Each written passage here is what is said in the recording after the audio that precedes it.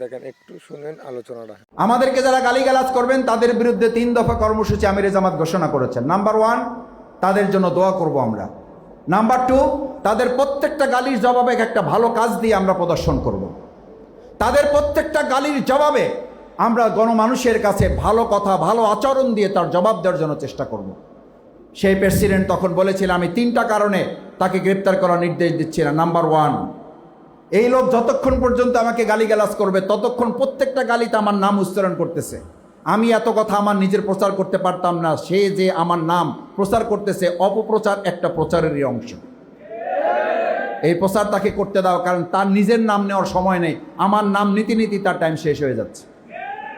2 number হচ্ছে, আমার বিরুদ্ধে গালিগালাজ করার এত গবেষণা তার করতে হচ্ছে যে জাতিকে দেওয়ার মতো তার কোনো গবেষণা করতে হবে এই প্রয়োজন সে অনুভব করবে না। আমাদের নিয়ে তো কেউ গালিগালাজ করার অনুসন্ধান কেন্দ্র এবং গবেষণা কেন্দ্র করেছে বলে আমাদের কাছে তথ্য আছে, টিম করা হয়েছে। আমি বলি মাঝে মধ্যে, সজীবজের জয় মহোদয় উনি 2.5 লক্ষ কর্মী নিয়োগ করেছিলেন, তোমরা নিশ্চয়ই জানো। তখনকার ছাত্রলীগ তো কোনো কাজ নাই, চাঁদা তুলতে যখন চাঁদা শেষ, চাঁদাও দেওয়ার আর নেওয়ার আর জায়গা নাই, তুলবে কাদের? বিরোধী দল তো কেউ নাই, নিলে তো নিজেদের কাছ থেকে চাঁদা নিতে হয়। এই অবস্থা যখন তৈরি হয়েছে তখন তারা পরামর্শ করলো কি করা যায়, নিজেদের অর্থের টাকা নিজেদের লোকদেরকে ভাগ করে দেওয়ার অংশ হিসাবে 2.5 লক্ষ কর্মী নিয়োগ করা হয়েছিল আমাদের বিরুদ্ধে কাজ করার জন্য। আমি তখন বলেছিলাম, আপনারা 2.5 লক্ষ লোক নিয়োগ করেছেন সরকারিভাবে, আর 2.5 লক্ষ লোককে মোকাবেলা করার জন্য বাংলাদেশের 10 কোটি মানুষ নিজের পকেটের টাকা খরচ করে তার জবাব দেওয়ার জন্য প্রস্তুতি গ্রহণ করে আপনাদেরকে সামাজিক যোগাযোগ মাধ্যমে 5ই আগস্টের আগেই বিদায় করে দিয়েছিল।